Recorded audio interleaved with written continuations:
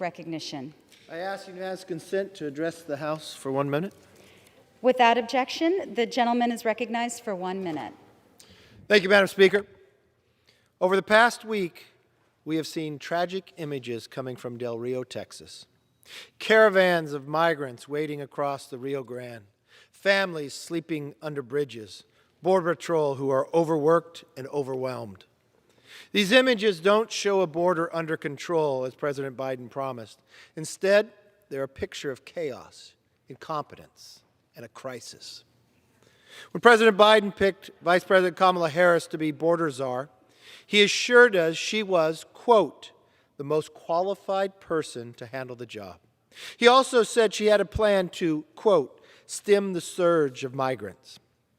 Was the plan to dismantle Title 42 and return to Mexico, which would have prevented this crisis?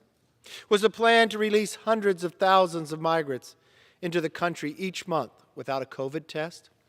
Was the plan to effectively give the cartels control over the border and disrupt local communities? If that was her plan, we can't afford it anymore. This is more than a disaster. It is a direct threat to American safety. The Vice President often says we need to examine root causes to solve the border crisis.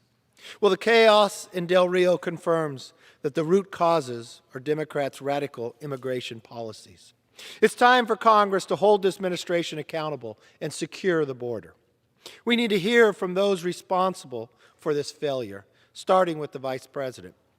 Right now, it seems she's more interested in visiting talk shows and football games than visiting the border. Madam Vice President, this isn't a news cycle to hide from. It's humanitarian, national security, and public health crisis that must be stopped.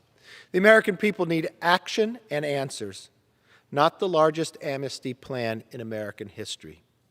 Do your job before the crisis gets even worse. And with that, I yield back.